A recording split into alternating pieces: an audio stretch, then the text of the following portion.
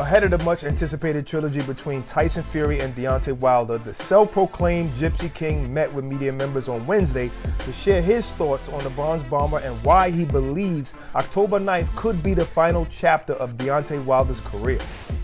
This will be Deontay Wilder's make or break moment in his life. Anybody can lose a fight, anybody can have a bad night.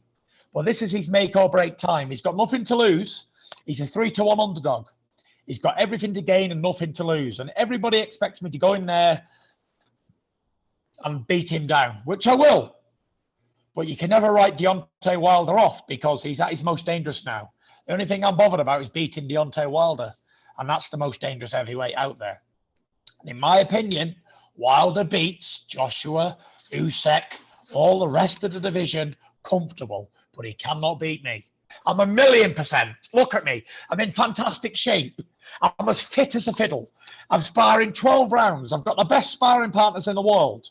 I'm absolutely ready. I'm ready today, tomorrow, and forever. I'll always be ready. And I'll never make excuses because that's not me. Well, you know what, Timothy Bradley only lost to one man, and he lost to that man twice. Some people say 3 times, and that's Manny Pacquiao. Luis Ortiz only lost to one man, and he lost to that man twice, and that's Deontay Wilder. And he's still ranked high in the heavyweight division, still probably wants to fight. You know, so I don't know. It's safe to say he can't beat Deontay Wilder, but he's gonna fight other guys. Is it safe to say that what Fury is saying is correct, that if he's able to beat Wilder again, is that it? That's make or break, and that's it? Well, I mean, I think it's more than just losing a fight when it comes to Wilder. I think the reason why Fury is expressing it is because Deontay Wilder has shown that taking a loss is really tough on him. He hasn't taken it like other fighters has taken losses, like let's say Anthony Joshua when he fought to Ruiz. The way he took that loss and came back. Wilder goes into this cocoon, and obviously we know about the allegations and the you know, there's still no proof from the stuff that he mentioned about his old trainer, Mark Breland, and all of the other stuff, the glove gate, all of that stuff. Again, we were open, waiting for proof. We haven't seen anything yet. So I think he's saying that because he doesn't think Deontay can mentally take another loss. I'm not saying that that's right or it's true. I just think that because of what Deontay has expressed and shown on social media over the last year or so, people don't think he can take another loss and stay in the sport. We could all be, I'm not saying that's the case. He can very well be wrong. He can lose this fight and go on to beat other big heavyweights like so many heavyweight greats have done in the past. Like the Alis of the world, like the Joe Frazier's of the world, Joe Louis. There's so many heavyweights that lost fights and still became great and won great fights after. But I do understand why Fury is saying that. I don't know if I agree with it just yet. You might be right, because he does talk about, he says things like, I'm worried about Deontay Wilder and stuff like that. You know, at one time these guys had like a friendship. They'd call each other, whatever. I don't think it's a friendship now. Wilder thinks he cheated. It is a hate thing where he's like, you need to be worried for your life. You need to be scared for your life. And that's the way he's looking at this fight. And I'm talking about Deontay Wilder. But I think that maybe that's what he meant. Like you're saying, that makes sense to me, that that's the way Fury is thinking. I think that if he was to lose, you always want to see a guy that hits as hard as Deontay Wilder fight.